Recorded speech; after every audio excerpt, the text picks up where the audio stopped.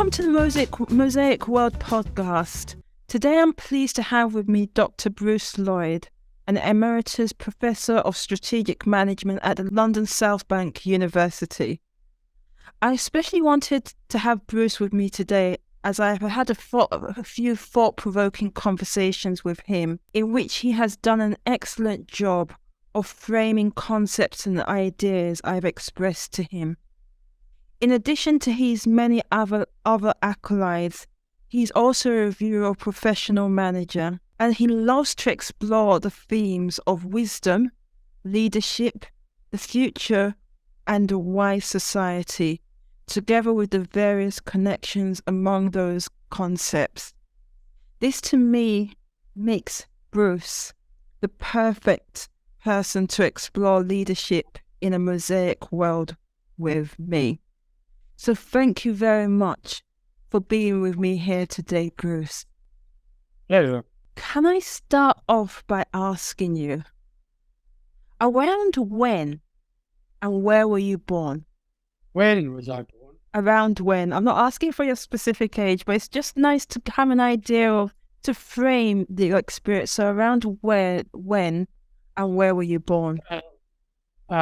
Actually, I was born in 1941, and I was born in a little island called Guernsey, so south of England, during the German occupation in the last war.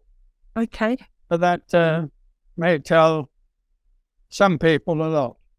Gosh, I think it almost says so much already with that. And that makes me wonder, what was it like for you growing up in that area? I'm assuming you grew up there. Yes, I did grow up there, and I went to school there, and I left the island to go to university. And although I've been back and I have family over there, I've been living in London really since I came over to university, which originally was to do a degree in chemical engineering, which I did eventually. No, that's fascinating. But I'm just curious, can you say just a little bit more about what it was like growing up in Guernsey, I guess, for almost the first 20 years of your life? Well, the first thing is, of course, I was quite young and I don't remember much about the actual occupation. I've read a lot about it. I've been told a lot about it, but those are second-hand sources of information rather than my direct recalling of experiences. If I want to go back to influences, early influences, I was at school on the island. It was supposedly the best school on the island. I think quite a difficult pupil. I was an outsider, and I kept on asking the question, what's the point of all this? And the teachers at the time were not professionally trained as they are now. And I was not very motivated in most areas, although I seemed to do quite well in maths and eventually got enough A-levels to get to university. Okay, no, that's interesting to hear. And I guess that actually speaks to your natural curiosity as well and questioning of things. Yes, and the other thing that I think happened on reflection was that from very early on I was a bit of a rebel, a maverick in a way. I didn't join in a lot of things, although I did play a bit of cricket very well. But I used to do a lot of reading and working on my own, and got into a rather habit, and I think my mother taught me this by accident, challenging authority. It wasn't what I was supposed to learn, but I think I spent quite a bit of my early life being a bit of a rebel, which has stayed with me most of my life, in a way. Yeah. And when you talk about rebelling against authority, doing things differently, it makes me wonder, did you see something wrong with the norm? Well, it was a combination of two things when I look back. Of course, everybody was against the German authority, and that made the environment in which you were living early on, there was a lot of emphasis on survival for people. There wasn't a lot of time for what I would call affection. There are sort of influences I think have stayed with me a little bit. Yeah. I'm curious because you, as you said, you went on to do a degree, chemical engineering, done an MBA at London Business School. You've worked across industry for numerous years before you went into academia. What informed your journey? Originally, I was quite interested in doing a degree in economics, but not very many places did that. I don't think I was ever committed to being an engineer, but I managed to find at the time a scholarship that paid for my university. And as soon as I finished my degree, I worked a little bit in the oil industry for a couple of years. And then I knew that I wasn't wanting to do that. I was wanting to do something much broader. And that got me into the MBA, which the London Business School, I was fortunate to get on the first program that they ever had. And of course, we were lucky then because we got ESCR grants to go. So right from leaving the island, I was able to be independent, which is something that I think I was very keen to do. Ultimately, if I was asked now what my original ambition was, I think it would have been to go and work in some way for the United Nations. Coming from a very parochial part of the world, I think I was aware of a much broader global context for everything. And so the MBA was, in a way, a vehicle for moving out of engineering into something else. One of the jobs that I got offered at the time was in the city to do investment analysis. And that seemed to be about as far away from engineering as I could possibly get. So I started off in that area and applied relatively early on to go and work for an international development organization called the Commonwealth Development Finance Company, which was an overseas, a global organization looking at investment. I didn't hear from them for a long time, and they suddenly rang me up and said, "When can you start?" Because I think they had a vacancy to fill. So I worked for several years with them. During that period, I did actually get offered a job with the International Finance Corporation, and they flew me to Washington for interviews.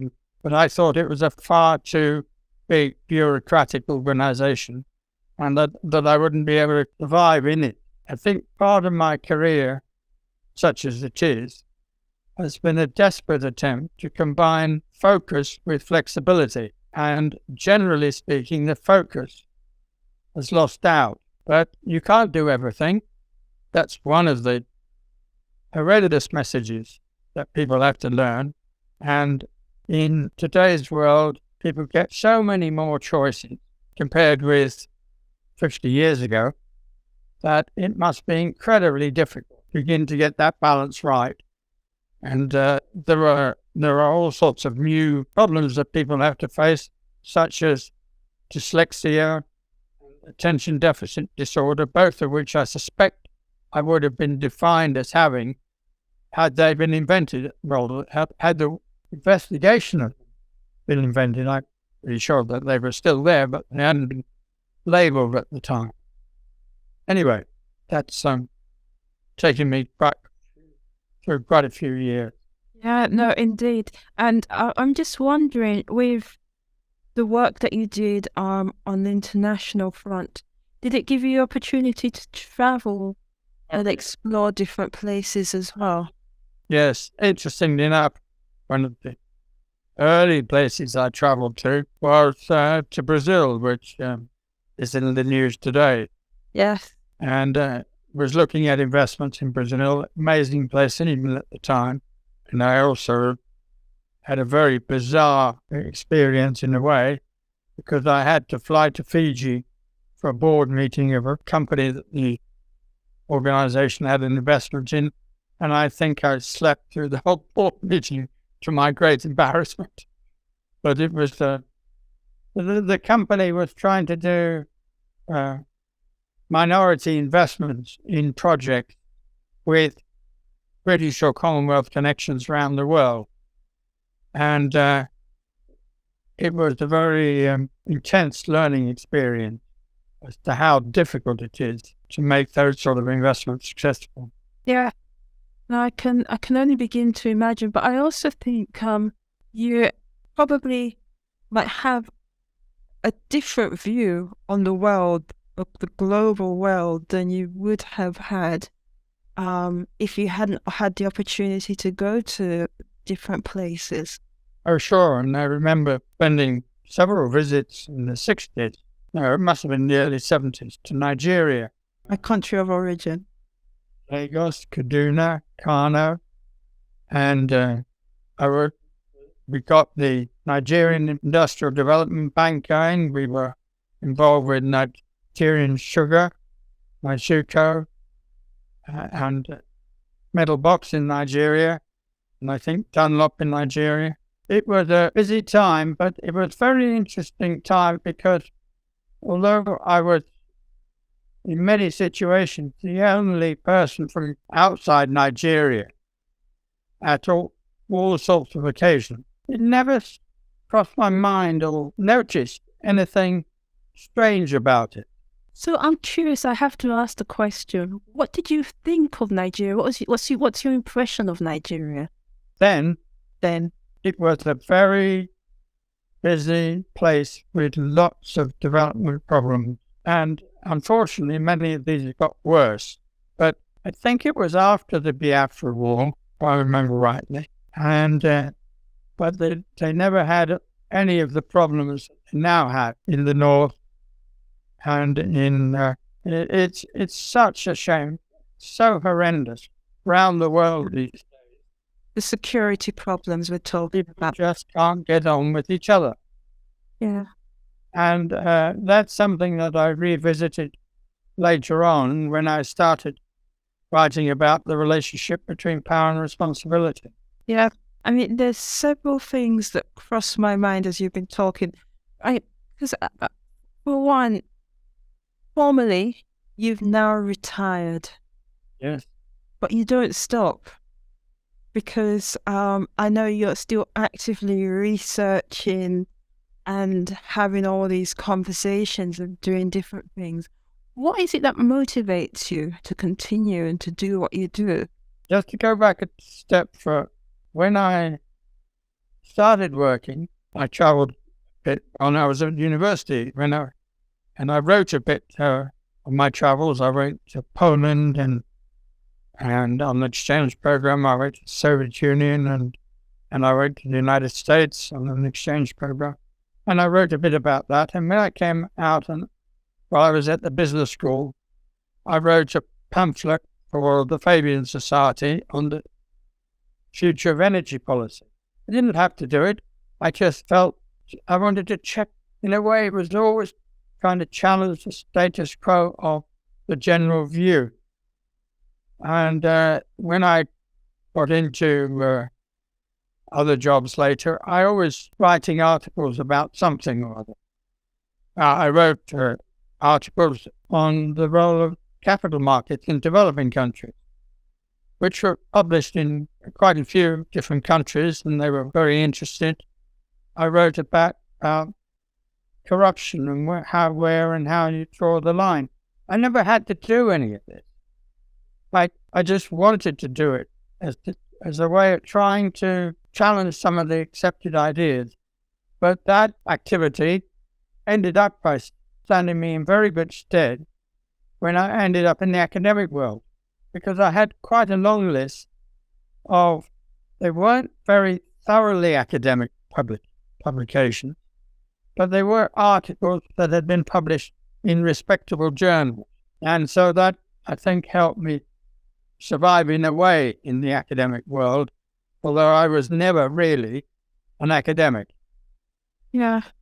I'd like to see myself moving along those lines in terms of writing, researching, being curious about the world, and that ultimately enabling me to interact with the academic world based on the knowledge and, dare I say, wisdom.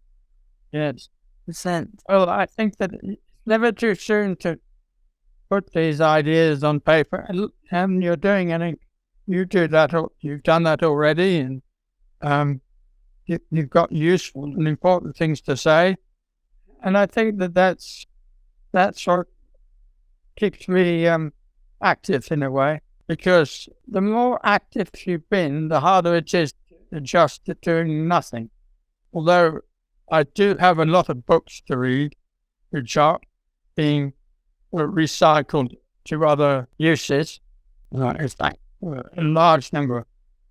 Because I was a book review editor for 25 years, I did have a very large collection of business books, and most of these are gone. And they went to the London Business School in their new building, where they've got an open access library, which is an interesting concept, because people can come and take books away if they want, and bring them back if they want, bring other books back if they want.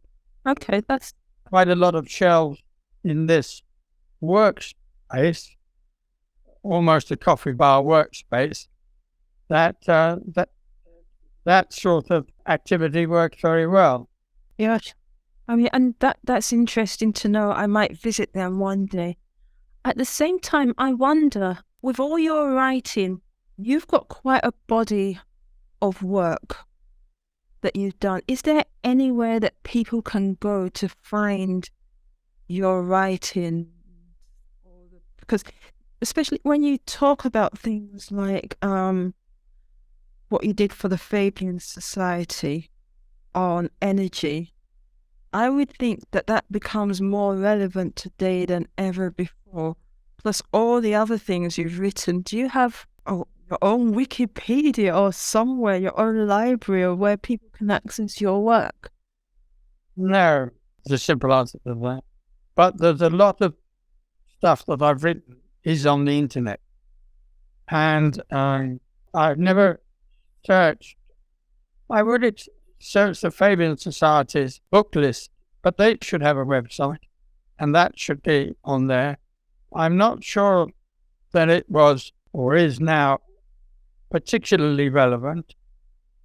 It was written in the 60s, and the main theme of it, which was challenging the way that the left, if you like, was so enthusiastic in their support of coal.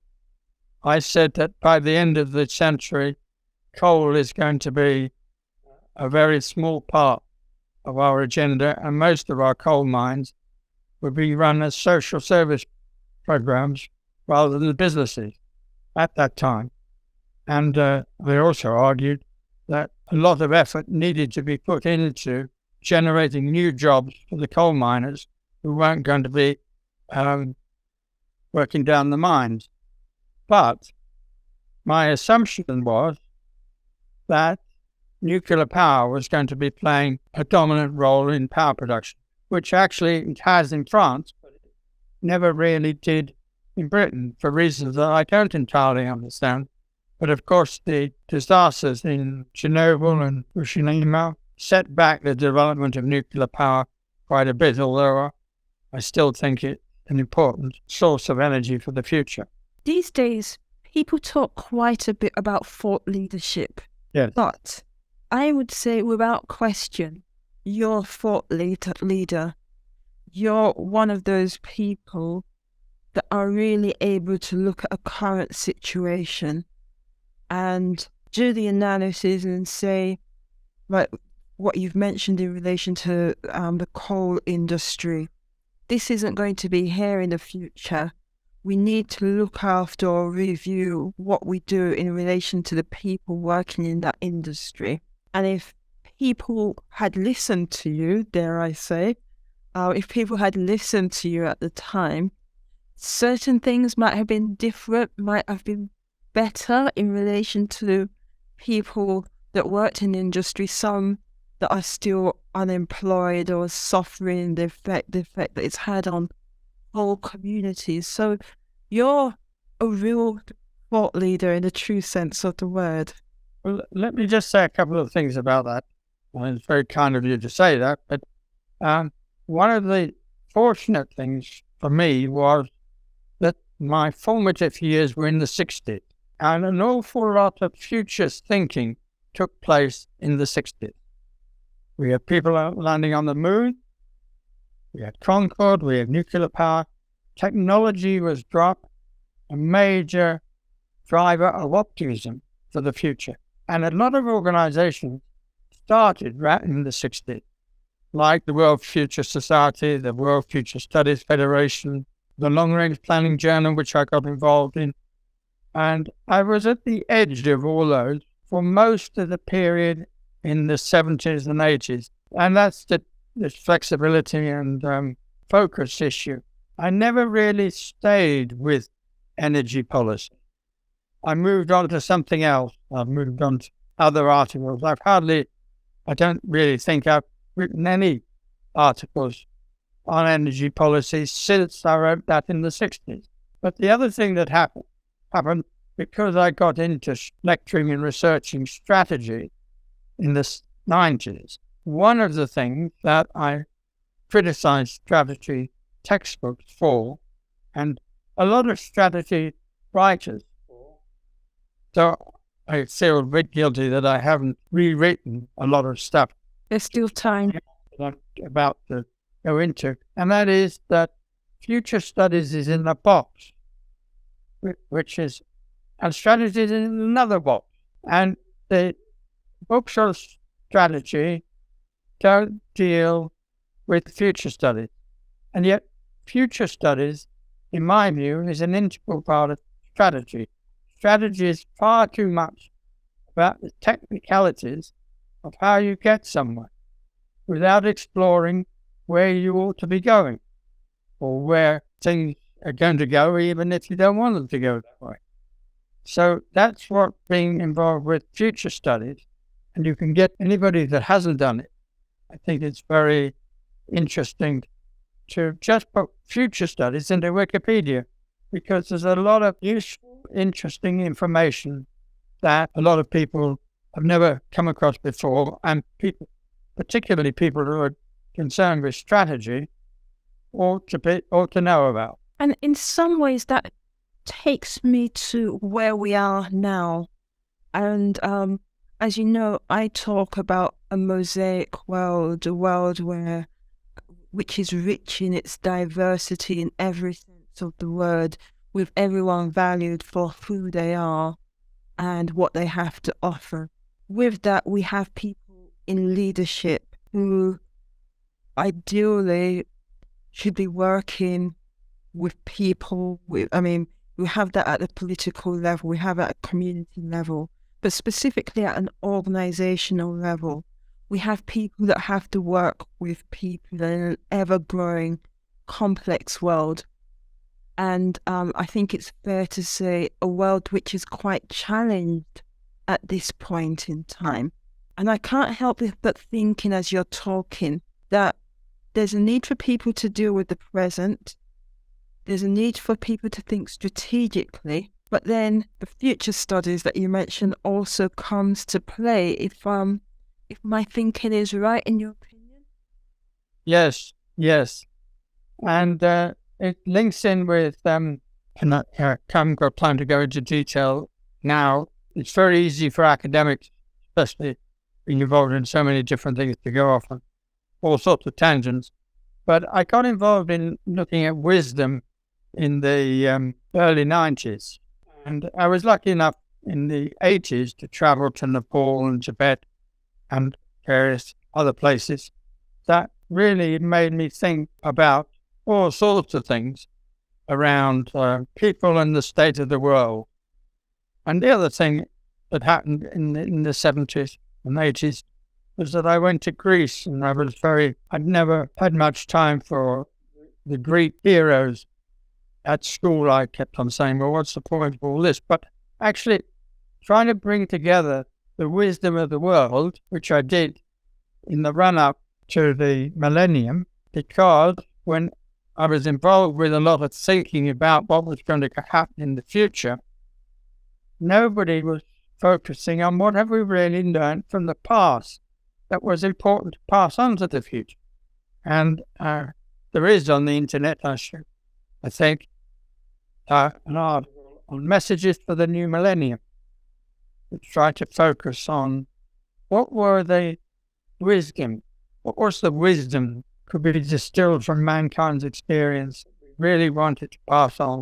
It was really important for a better world in the future. And in the end, I've got a lot of volumes, I think they're on the internet, of up to 5,000 messages around the world. If you look at wisdom around the world, almost all of it is interchangeable.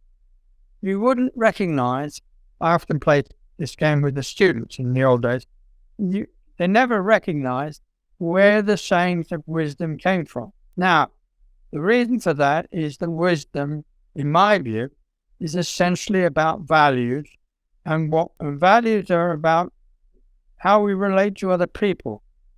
And that is a global fundamental issue. And wisdom and values are essentially about what makes relationships work, what makes organizations work, and what makes society work.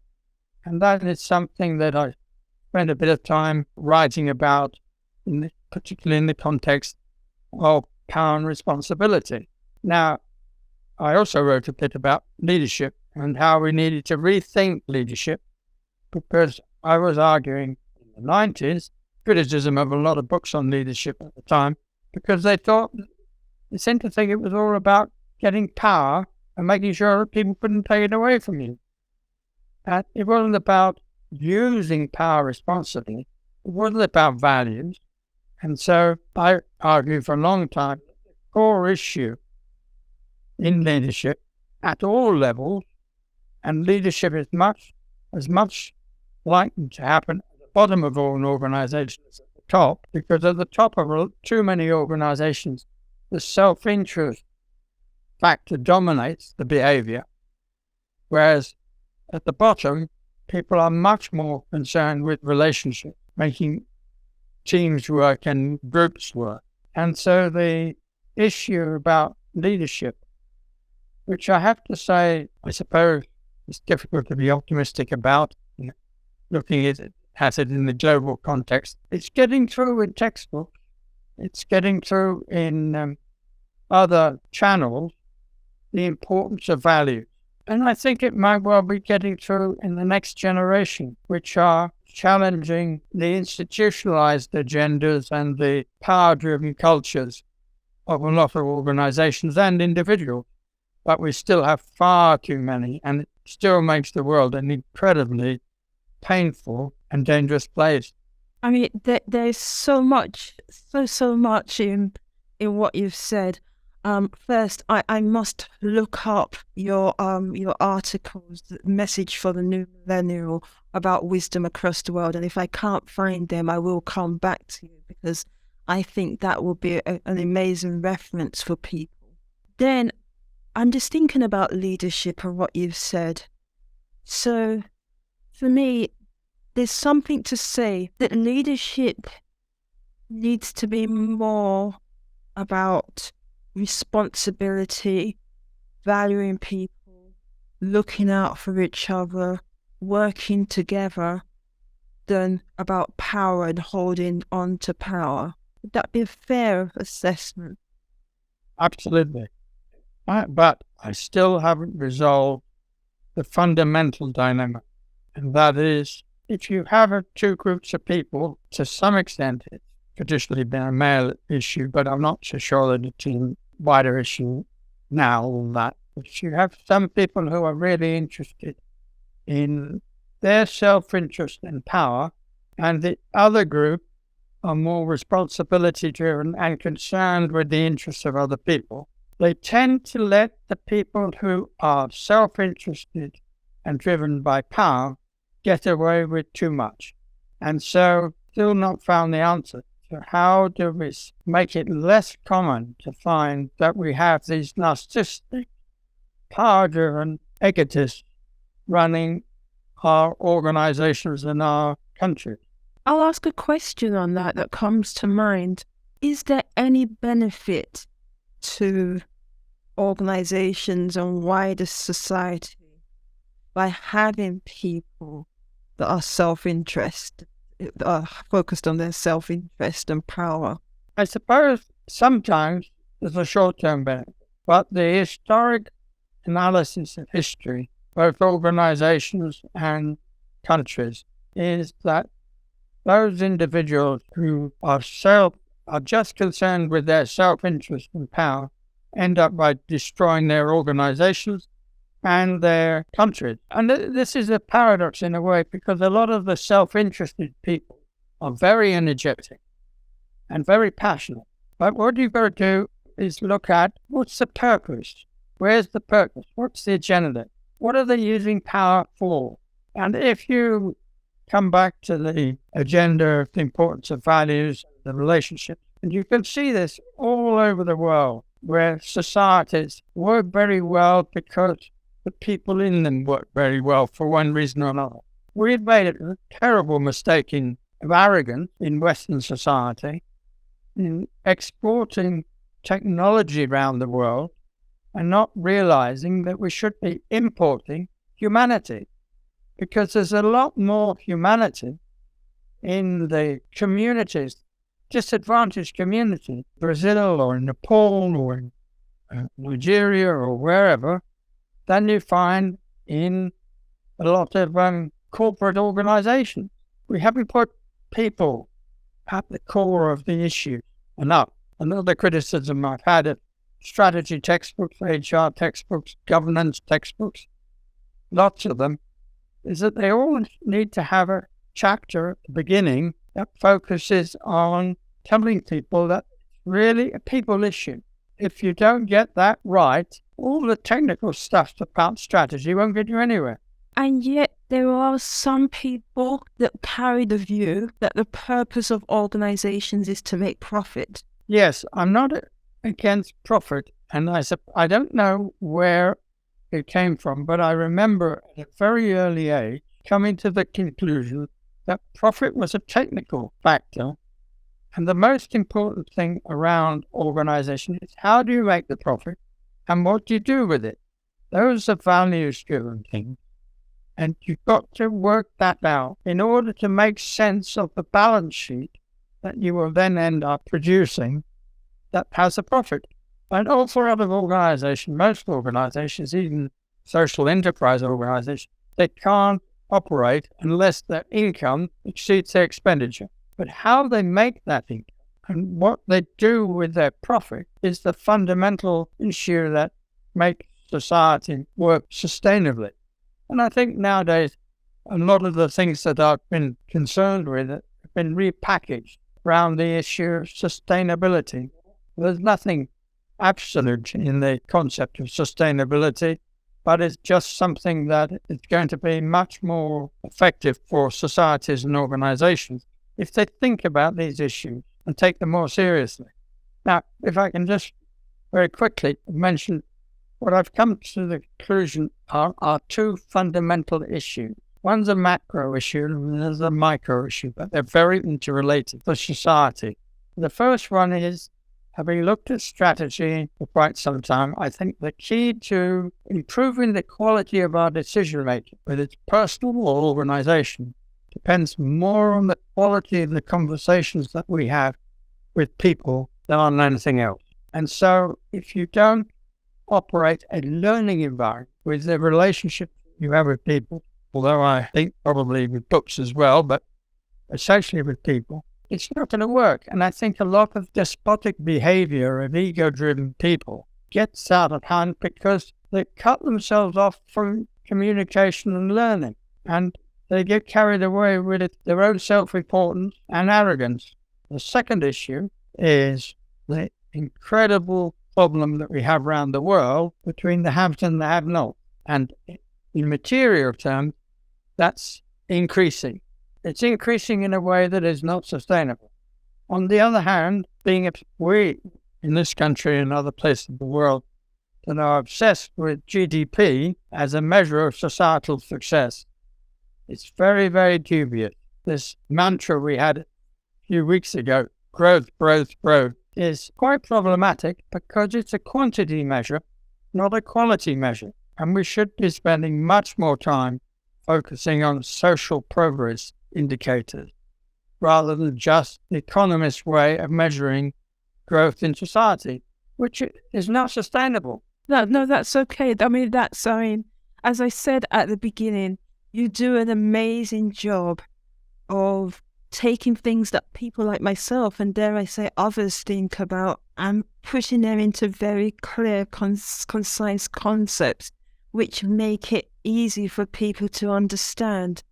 And I must say, there's so much food for thought. And what you also do is you answer my questions before I'm even able to ask them. And I guess I'm just thinking of leaders navigating, because I was almost going to conclude with the question as to what you would recommend to them to do in order to be able to navigate through the challenges that we're faced today. Cost of living, it's here in the UK, but I think it's a global issue because you've got so many people leading in organisations that do want to do their best by their employees who might be struggling. And if they're not struggling directly, they'll have relatives and people that they know are struggling with their wider community that they're looking to support. But then a lot of organisations have limited resources and limited capabilities themselves. So how do people lead through all of this?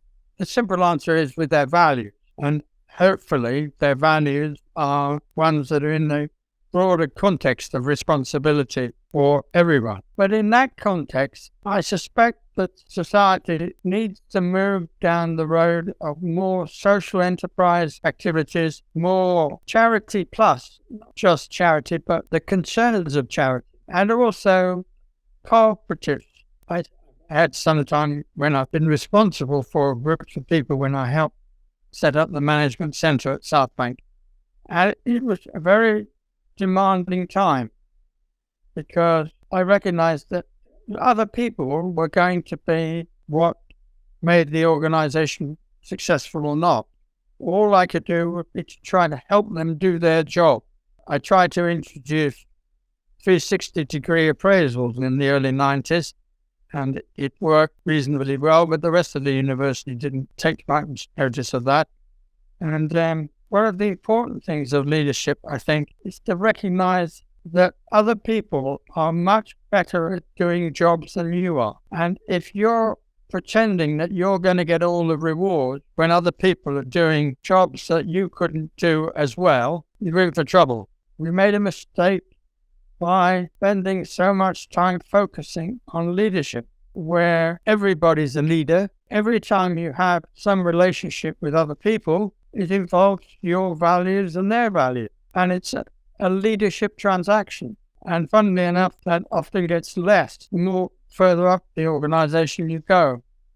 But I do have major issues about how a lot of these large organizations, one of the areas I did some work on a long time ago was around invention, innovation, and science, and around the concept of economies of scale.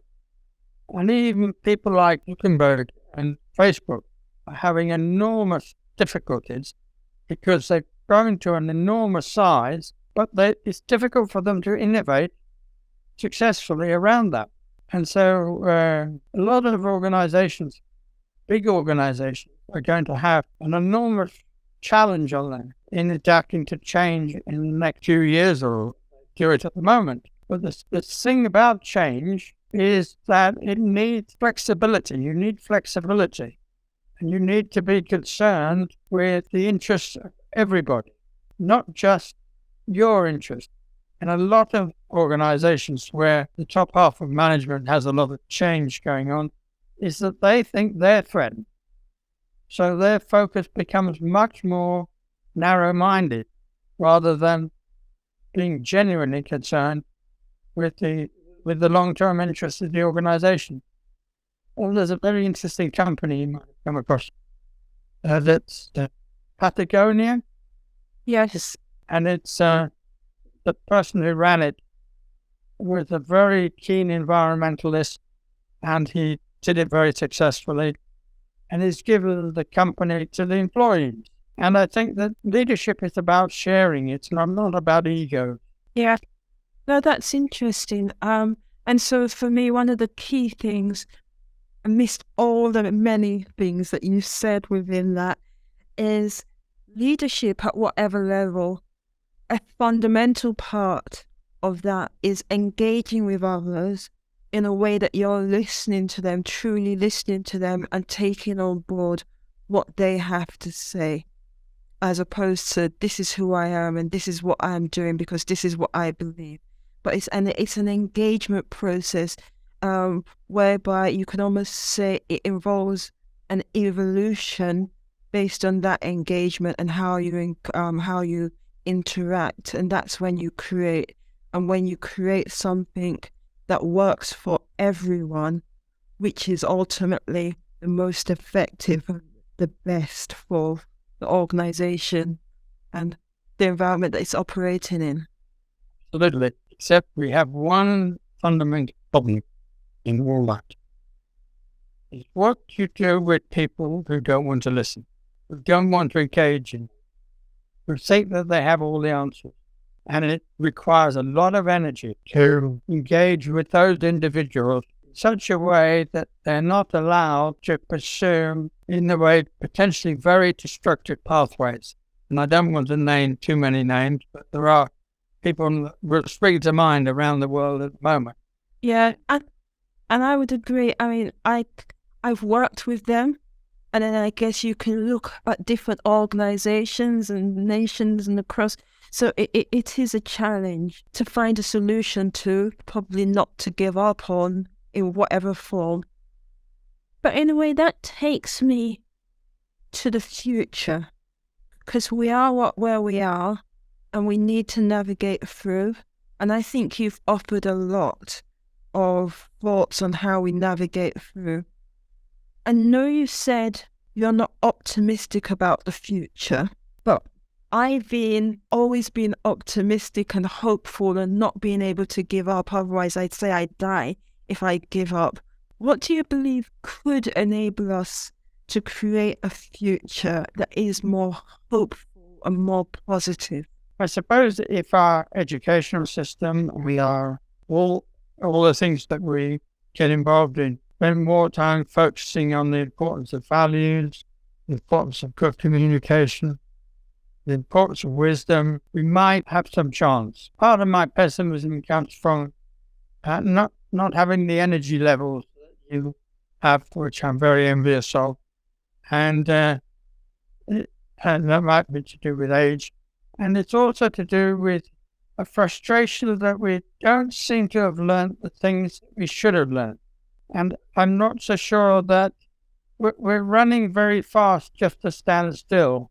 And the more change that's going on in society, the more learning you have to have in a society and in individuals if you really want to turn that change into progress.